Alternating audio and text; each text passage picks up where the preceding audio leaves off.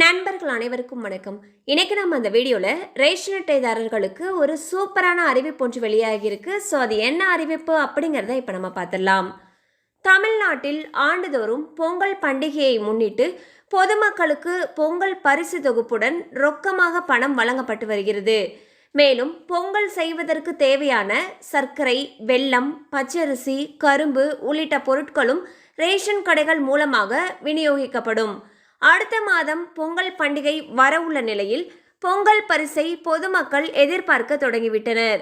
இந்நிலையில் வெள்ளத்தால் பாதிக்கப்பட்ட மக்களுக்கு 6000 ரூபாய் வழங்கப்படும் என்று தமிழ்நாடு அரசு அறிவித்தது.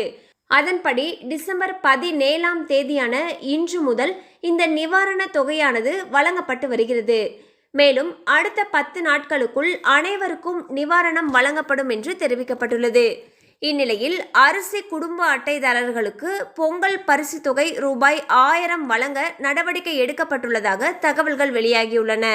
மேலும் பொங்கல் பரிசுடன் 1 கிலோ அரிசி மற்றும் சர்க்கரை வழங்குவதற்கான ஏற்பாடுகளை உணவுத்துறை தொடங்கியுள்ளது. இந்நிலையில் அனைத்து ரேஷன் அட்டைதாரர்களுக்கும் பொங்கல் பரிசாக ரூபாய் 2000 வழங்க வேண்டும் என்பதே அனைத்து பொதுமக்களுடைய எதிர்பார்ப்பாக உள்ளது. ஸோ பார்த்தீங்கன்னா வரக்கூடிய பொங்கல் பண்டிகைக்கு 1 கிலோ அரிசி மற்றும் சர்க்கரை வழங்குவதற்கான பணிகள் தொடங்கப்பட்டிருக்கிறதாக தகவல்கள் வெளியாகியுள்ளன. அதோடு சேர்த்து 2000 ரூபாய் ரொக்கம் வழங்கணும் அப்படிங்கிறதே அனைத்து பொதுமக்களுடைய எதிர்பார்ப்பாக இருக்குது.